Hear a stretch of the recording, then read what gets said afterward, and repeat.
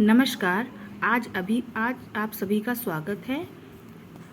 मैं आज आपके लिए कक्षा 8 का षष्ठा पाठा डिजि भारतम युग परिवर्तनम लेकर आई हूँ। डिजि भारत युग परिवर्तन, यहाँ पर हम आज भावार्थ समझेंगे इसका और शब्दार्थ देखेंगे। सबसे पहले आप शब्दार्थ देख सकते हैं।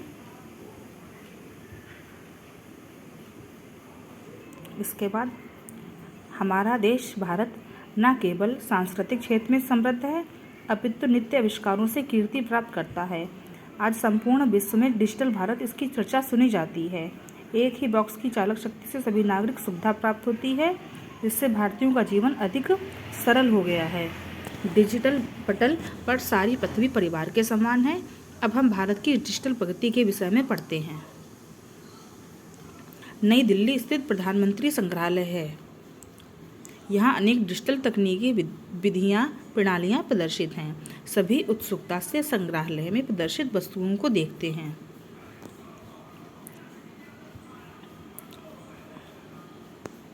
शब्दार्थ हैं।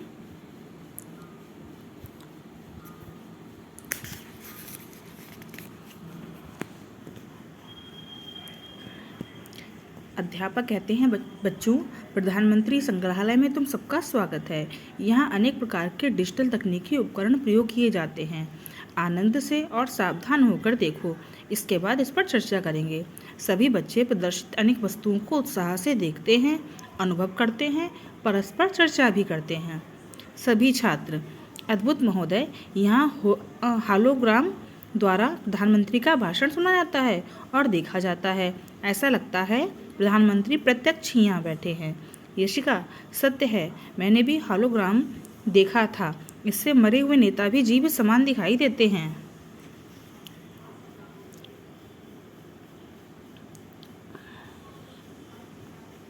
शब्दार्थ हैं।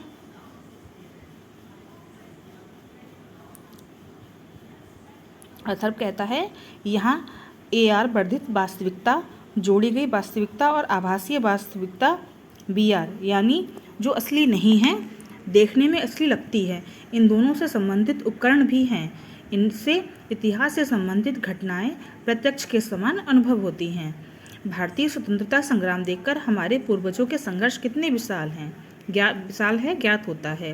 भास्कर, मैंने यहाँ कृत्रिम बुद्धि पर आधारित संवाद यंत्र देखा है। यह यंत्र हमारे सब प्रकार के प्रश्नों के उत्तर देता है। वेदिका, अहो, डिजिटल प्रक्षेपण से चलचित्र देखकर मैं हैरान हो गई। यहाँ संपूर्ण भारत की विकास यात्रा दिखाई गई है। श्रेया, यह कोई अपूर्व अनुभव है और जो बहुत समय तक याद रहेगा। यहाँ पर शब्दार्थ हैं। सब छात्र कहते हैं, मान्यवर, हम सब इस संदर्भ में चर्चा करना चाहते हैं। क्या कक्षा के प्रति चलते हैं? अध्यापक, उत्तम विचार, तो चलते हैं। सब मिलकर जाते हैं। सभी कक्षा में बैठे हैं। सभी छात्र, अहो, संग्रहालय का अद्भुत अनुभव प्राप्त हुआ। अध्यापक कहते हैं, बच्चों, इस संग्रहालय में दिखाया गया ज्ञान अद्भुत ही है। डिजिटल योजना का प्रभाव दैनिक जीवन में भी दिखाई देता है। सभी छात्र, हाँ मान्यवर, हम इस प्रभाव को जानना चाहते हैं। यहाँ पर शब्दार्थ हैं। अध्यापक कहते हैं, उत्तम, हमारा दैनिक जीवन डिजिटल इससे परिवर्तित और प्रभावित होता है। इसका क्षेत्र व्यापक है, जैसे डिजिटल शासन, स्वास्थ्य सेवा, शिक्षण, वित्तीय समावेश इत्यादि क्षेत्र। यशिका, मैं स्वयं डिजिलॉकर का उपयोग करती हूँ। मेरा आधार पत्र और विद्यालय का प्रमाण पत्र वहाँ सुरक्षित है। अथर्व, मेरे माता पिता फास्टैग इसका उपयोग करते हैं। इससे राजमार्गों पर स्वचालित विधि से मार्ग शुल्क का संग्रहण शीघ्र होता है। भास्कर, मैं एकीकृत धनदेय प्रत्यर्पण अंतरफलक यानी कि UPA का उपयोग करता हूँ। इससे मेरे माता पिता भी शीघ्रता से मुझे धन भेज सकते हैं।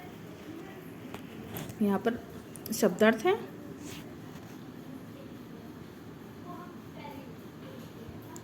अध्यापक, उत्तम, वित्तीय समावेश के क्षेत्र में UPI, रुपे कार्ड, जनधन योजना इत्यादि बहुत साधन हैं। अब दुकानों पर वस्तु खरीदने के लिए साक्षात मुद्रा की आवश्यकता नहीं है। मुद्रा रहित विनिमय संदर्भ में भारत का विश्व में प्रमुख स्थान है।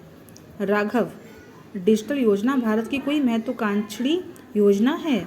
अध्यापक, हाँ राघव, ये भारत सरकार की विशिष्ट महत्वाकांक्षी योजना है। राष्ट्र डिजिटल रूप से समर्थ हो, यही इस योजना का लक्ष्य है। डिजिटल शक्ति सब जनों को समर्थ करे, ऐसा हमारा लक्ष्य है। श्रेष्ठा महोदया, इसका स्वरूप कुछ स्पष्ट करें।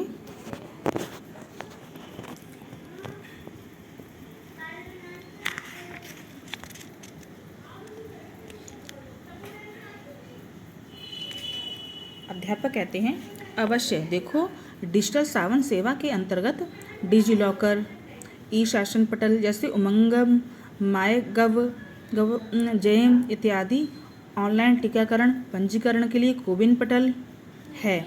यशिका, किंतु यदि ग्रामीण क्षेत्र में इंटरनेट की समस्या है तो कैसे इन सेवाओं का उपयोग होगा?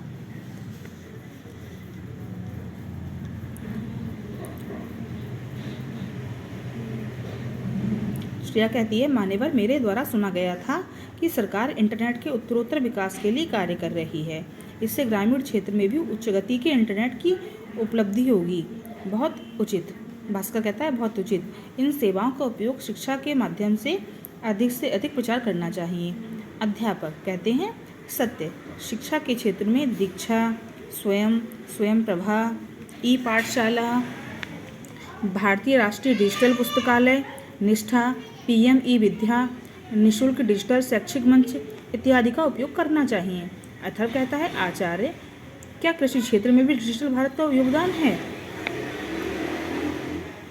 शब्दार्थ।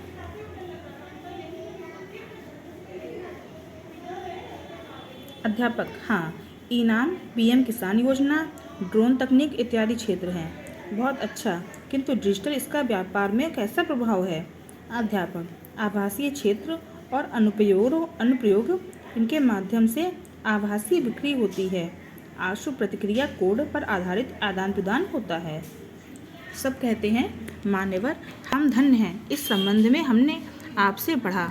हमें भी भारत को डिजिटल भारत करने में प्रयत्न करना चाहिए। अध्यापक, उत्तम, किंतु हमारे द्वारा साइबर सुरक्षा विषय पर चिंता करनी चाहिए। अनेक प्रकार के साइबर अपराध होते हैं। लोग अधिकतर लोभ या भय से साइबर अपराध से पीड़ित होते हैं। यहाँ पर शब्दार्थ है।